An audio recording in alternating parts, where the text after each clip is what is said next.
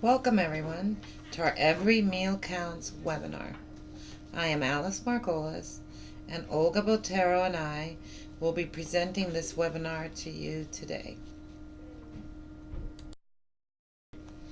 Every employee in the cafeteria has a role in making sure every meal counts. The basis of the breakfast, lunch, and after-school meals through the Child Nutrition Program is to offer healthy and nutritious meals to students. These meals must contain at least the minimum required components in order to be reimbursable. When a meal is reimbursable, it provides the funding necessary for the operation of the Food and Nutrition Department. That includes all Miami-Dade County school cafeterias and its employees. Meal accountability.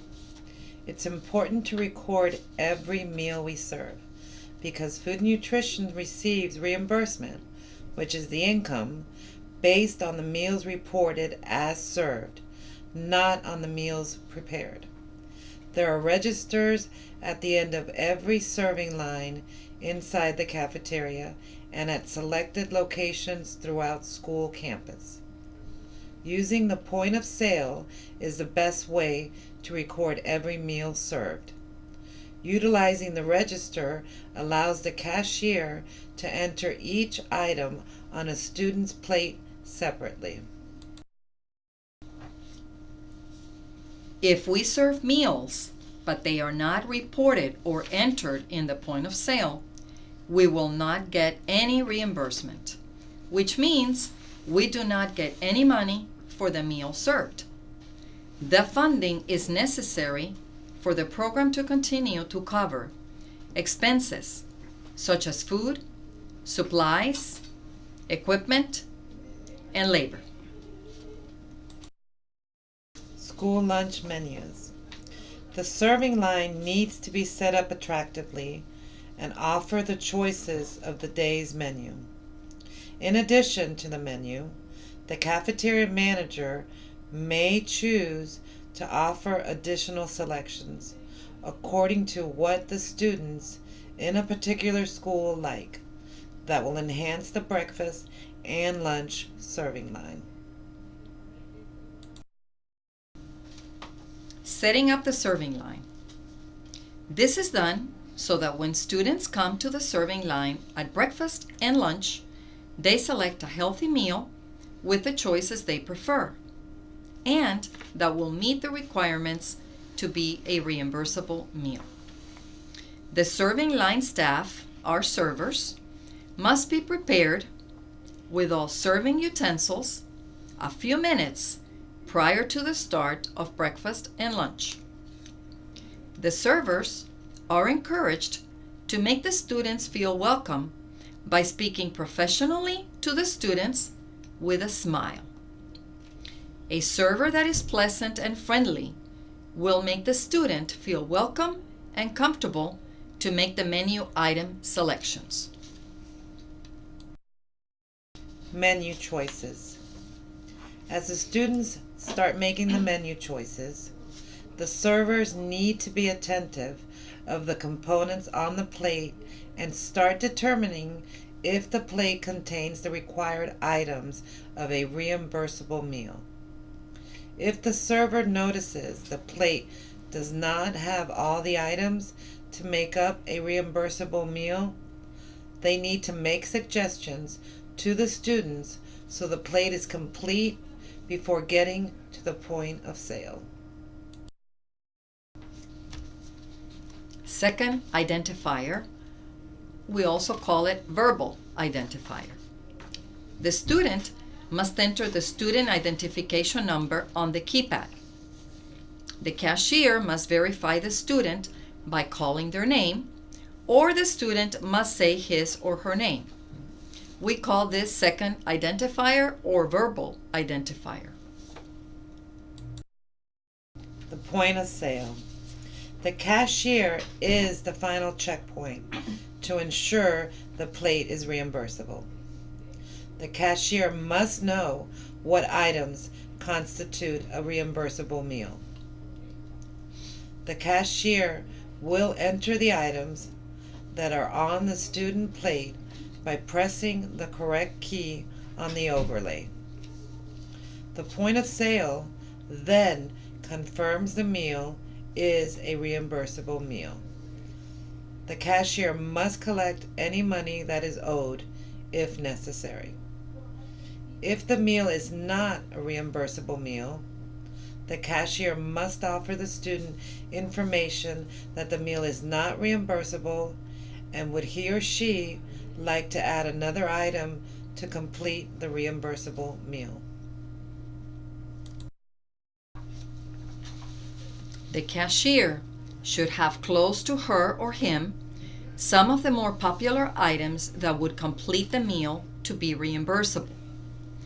If the student still insists in not selecting another item, the student must be informed the choices will be charged a la carte, either to their meal prepaid balance or they would have to pay cash.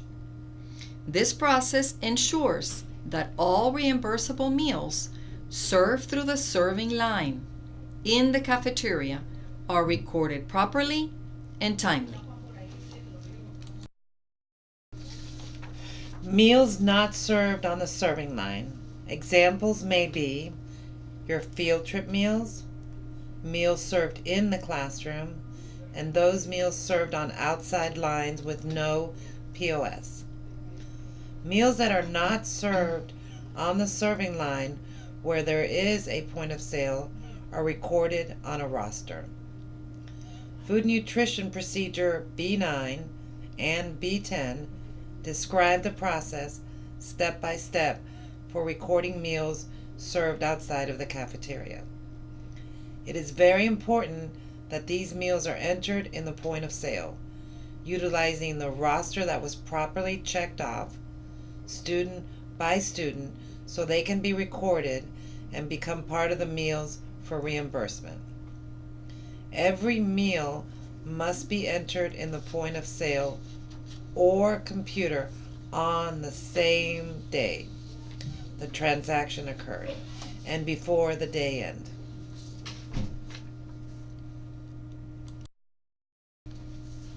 Every meal counts. It requires cafeteria managers and their staff to work together in making sure every breakfast, every lunch, every after-school meal or snack is recorded so that it counts.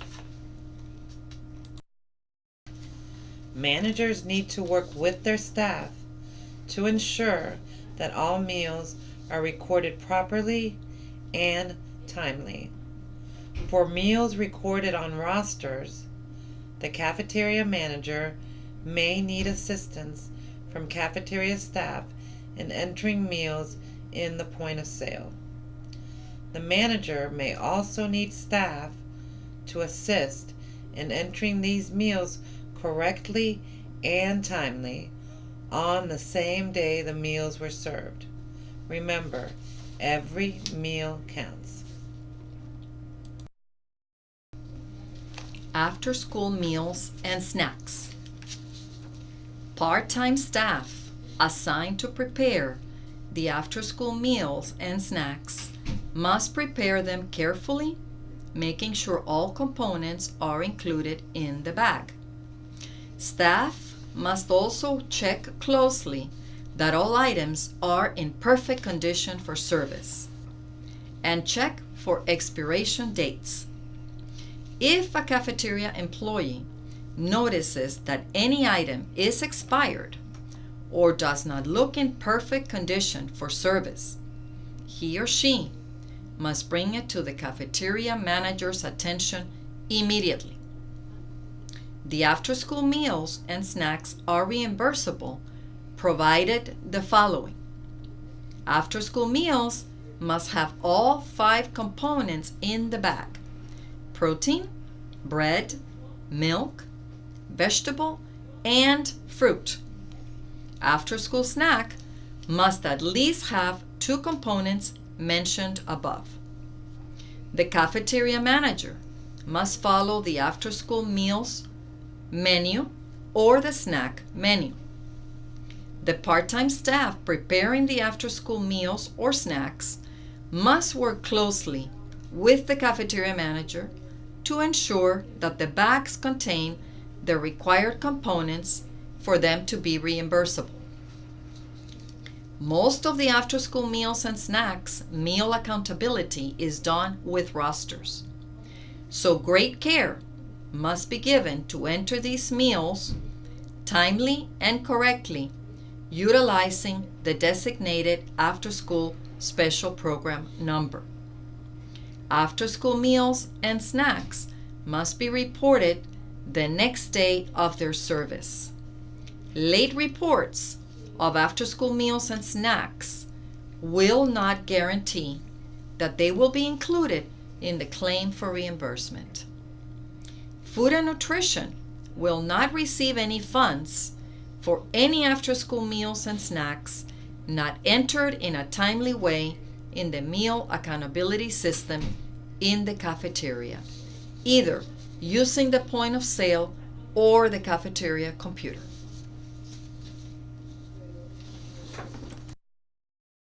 Every meal counts. Labor hours are assigned in a cafeteria based on the number of timely and accurately reported breakfast, lunches, after-school meals, and snacks. Meals not recorded properly or timely in the point of sale or cafeteria computer will not be captured in the report that indicates the number of labor hours assigned. Accurate and timely reporting of reimbursable meals will ensure that the correct labor hours are assigned to a cafeteria. It is easy if everyone works together. Every employee in the cafeteria is responsible in making sure that we serve nutritious and healthy meals that meet the minimum requirements of reimbursable meals.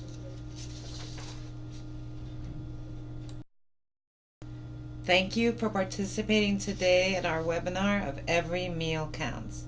If you have any questions, you may contact your region supervisor or either one of us at the telephone numbers listed above or the email. Thank you for your time and your attention. And remember, every meal counts